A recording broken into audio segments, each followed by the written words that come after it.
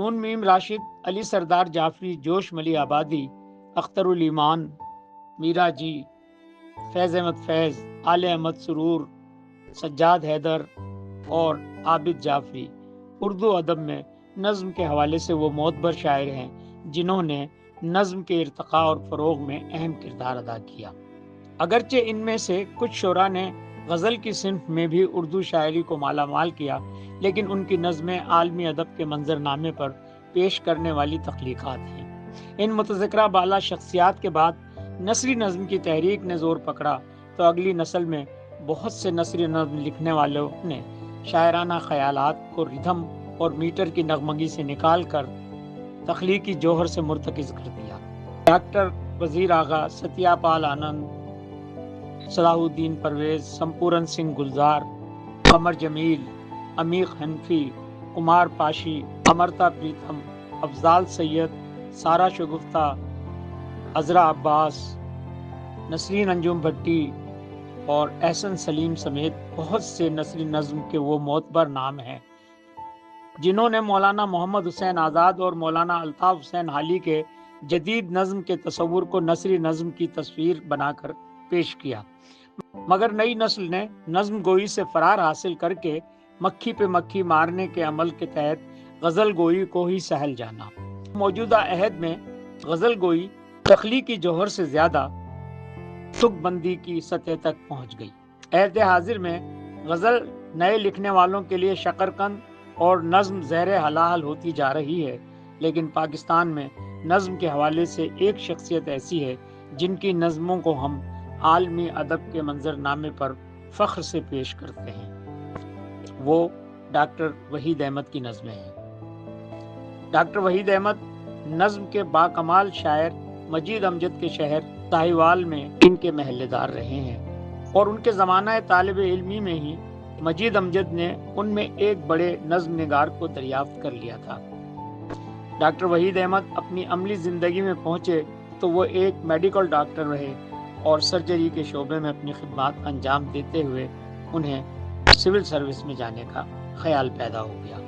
اور وہ بیوروکریٹ بن گئے، مگر یہاں بھی ان کے حصے میں سرجری ہی آئی اور بیوروکریسی میں انہیں اکاؤنٹوکریسی کا حصہ بنا دیا، جہاں وہ آڈٹ کے شعبے میں مالی معاملات میں پائے جانے والی بیماریوں کی سرجری کرتے رہے، مگر چکی کی مشقت کے ساتھ ساتھ مشق سخن بھی جاری رہا۔ ڈاکٹر وحید احمد نظم اور نثر دونوں ہی اصناف میں ملکہ رکھتے ہیں، اور جس طرح الفاظ حضرت جوش ملی آبادی کے سامنے ہاتھ باندھے استادہ رہتے تھے، جوش کے جانے کے بعد لاوارث سے ہو گئے کہ ڈاکٹر وحید احمد نے انہیں اپنی کفالت میں لے لیا، اور اب الفاظ لاوارث نہیں رہے بلکہ ڈاکٹر وحید احمد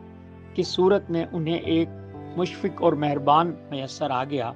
جو ان کے ساتھ وہی سلوک کرتے ہیں جو بادشاہوں کے ساتھ کرتا ہے۔ ڈاکٹر وحید احمد کے احباب کا خیال ہے کہ وہ ایک ایسا بھید ہے جو خود پر بھی نہیں کھلتا۔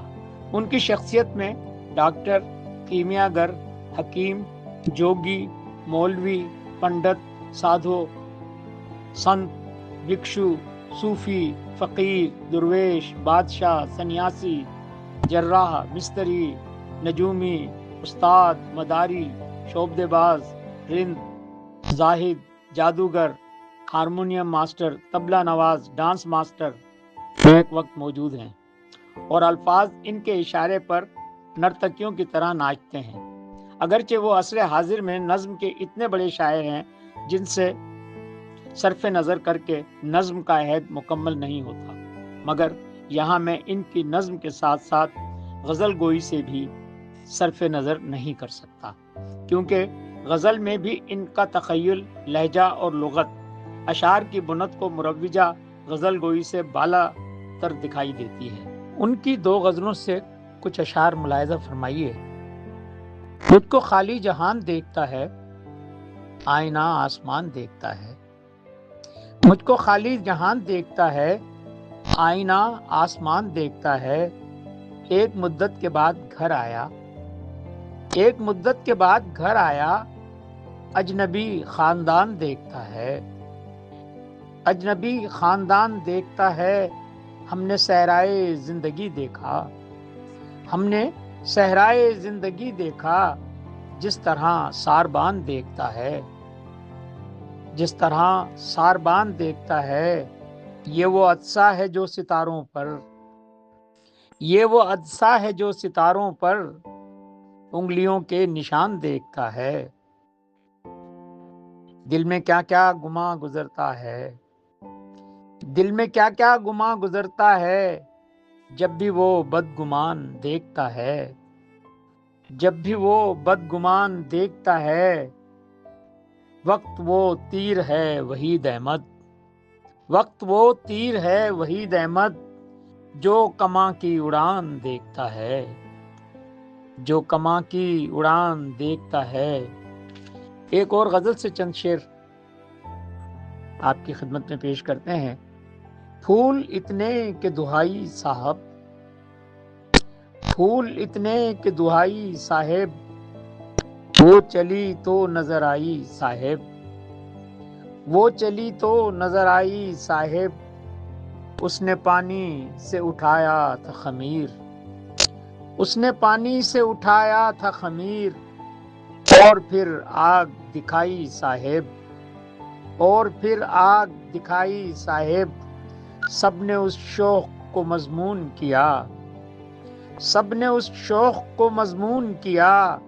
ہم نے تصویر بنائی صاحب، ہم نے تصویر بنائی صاحب،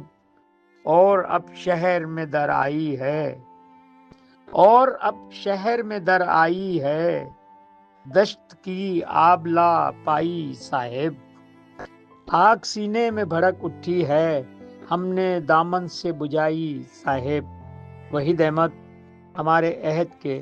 وہ نظم اور غزل کے شاعر ہیں کہ جن پر اردو ادب اور آنے والا مورخ اور ادب کا طالب علم ہمیشہ فخر بھی کرے گا اور ان کی تخلیقات سے اکتساب فیض بھی کرے گا۔